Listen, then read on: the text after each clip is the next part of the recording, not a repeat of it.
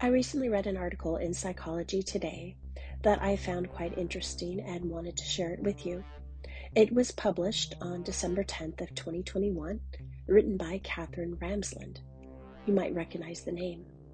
It's entitled The Top Skill of Successful Predators: Why They Can Adapt Rapidly to Roadblocks and Challenges.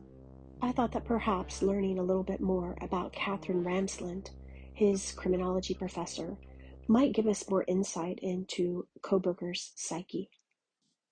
Quote, 5 years ago, I wrote a post on the need for a standard measure of predatory cunning.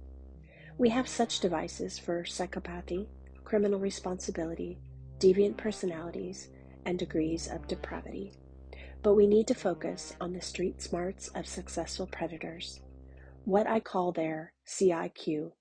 What are its distinctive components? One element I repeatedly see for my study of this devious group is cognitive flexibility. That is, they can quickly switch between different mental frames and reset their behavior to achieve their goals. As humans, we tend to be creatures of habit, which can lead to rigidity or inertia, but the nimble predator is not encumbered by such mental sets.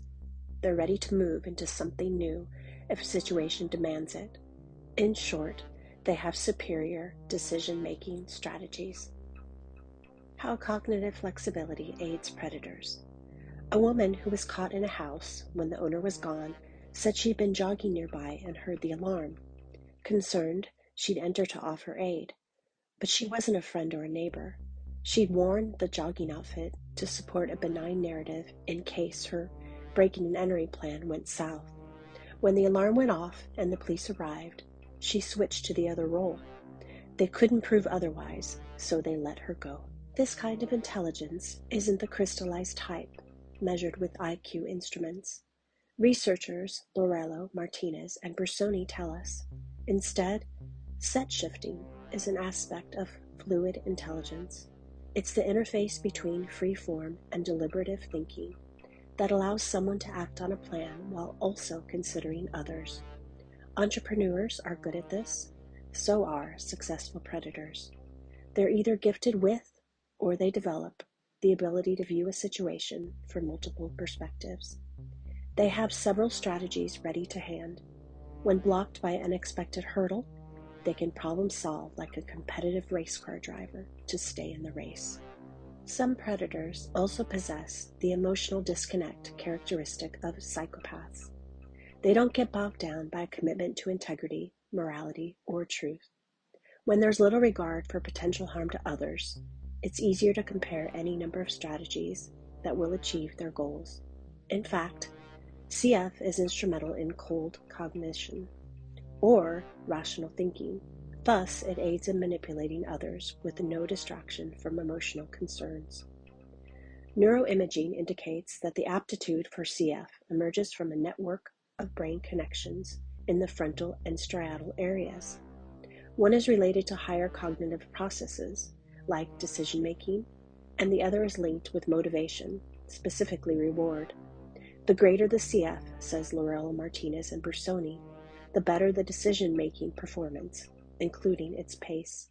The more rapidly such superthinkers can set shift into productive courses of action, the more successful they will be. The predators who most mesmerize us certainly display this perplexing resilience. They have a talent for rebounding from setbacks. It derives from their sense of superiority, so narcissism is key. They believe they're protected and that something, perhaps their MacGyver-esque cleverness, will always save them.